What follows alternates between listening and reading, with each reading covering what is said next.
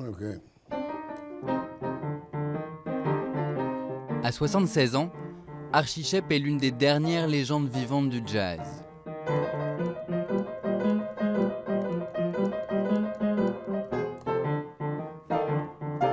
Né aux États-Unis, c'est à Philadelphie qu'il apprend le piano, puis la clarinette, avant de découvrir le saxophone, son instrument de prédilection. Not a boogeyman, baby. I boogie all over too. Chanteur, compositeur, il harmonise son free jazz entre poésie et engagement.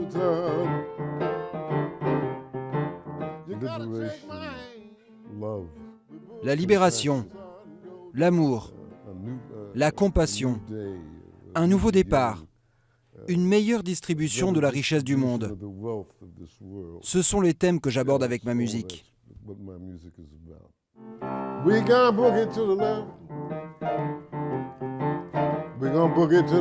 En 50 ans de carrière, Archie Shepp a travaillé avec les plus grands du jazz, John Coltrane ou encore Chet Baker.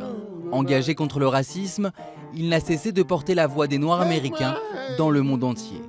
Aujourd'hui, il vit la moitié de son temps entre la France et les États-Unis, car sa musique ne lui permet plus de vivre dans son pays d'origine.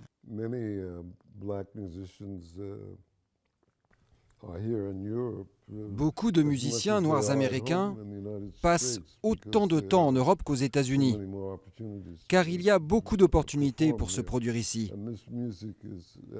Et le jazz en Europe, je pense, est apprécié d'une manière différente de celle des États-Unis.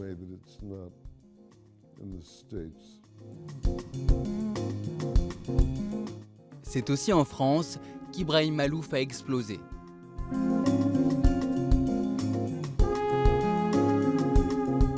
Après 2 victoires du jazz en 2010 et en 2013, ce trompettiste franco-libanais vient d'en remporter une 3e, cette fois dans la catégorie musique du monde. J'ai grandi dans la musique traditionnelle arabe et dans la musique classique occidentale. Sont un peu mes 2 langues maternelles. Après j'ai découvert le jazz, j'ai découvert le rock, le hard rock. Je dirais que Illusion, mon 5e album, est un peu une inspiration de tout ça.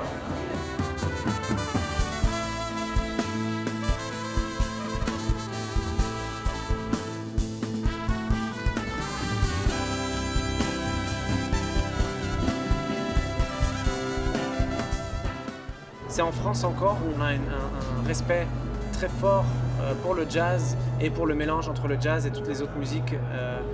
Donc la France a toujours eu cette tradition de pays d'accueil. Gilles Peterson est DJ et animateur radio en Grande-Bretagne. Dans ce pays résolument rock, le jazz souffre parfois d'une image ringarde.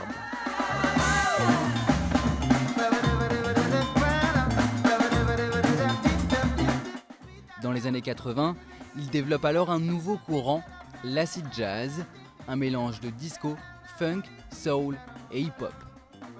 L'Angleterre, c'est rock'n'roll, hein? C'est punk, c'est acid house, c'est Rolling Stones, Led Zeppelin. Il y a une bonne tradition de jazz en Angleterre, mais c'est vraiment loin. En France, ça fait partie de... Je sens que ça fait beaucoup plus partie de la culture. Il y a des clubs de jazz partout en France, il y a des magazines de jazz. Les disques ont toujours bien vendu en France. Tout genre de jazz. Tous les 2 mois, il pose ses valises à la Bellevilloise à Paris pour un tea time dominical.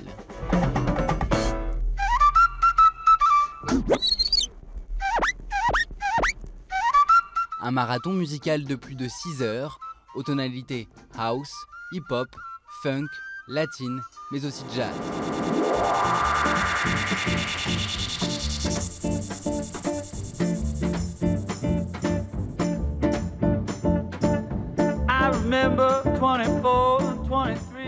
Les gens, ils sont assez cultivés dans la club culture. Tu sais, ils ont tout entendu, la techno et tout ça. Ils adorent ça. Mais je pense que des fois, tu peux vraiment, plus maintenant que jamais, tu peux vraiment expérimenter. Tu peux prendre des petits morceaux, répéter le morceau, mettre un truc dessous. Tu peux vraiment jouer avec le jazz. C'est ça qui est bien. Le jazz, c'est free. C'est aussi en France que résonne particulièrement la musique de Femi Kuti. Le fils de Fela Kuti, créateur de l'afrobeat, distille un mélange de musique africaine, funk et jazz.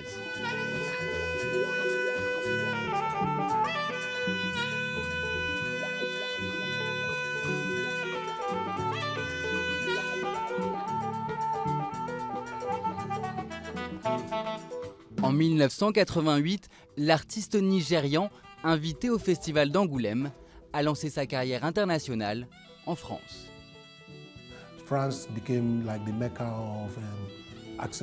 La France est devenue une sorte de mecque pour toutes sortes de musique, et en premier lieu, la musique africaine. Beaucoup ont débuté en France, et tout grand musicien africain doit jouer énormément en France avant de se produire en Allemagne ou bien ailleurs. You can but only do your best.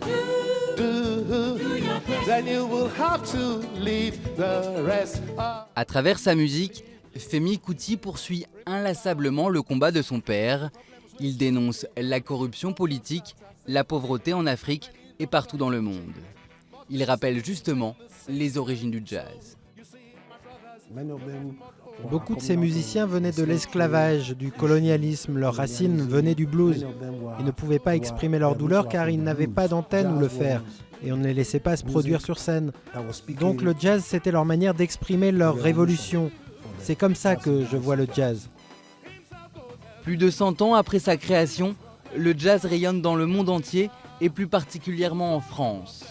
Avec plus de 2600 musiciens et près de 400 festivals dédiés au genre chaque année, elle s'impose comme l'une des capitales incontournables de cette musique, aujourd'hui sans frontières.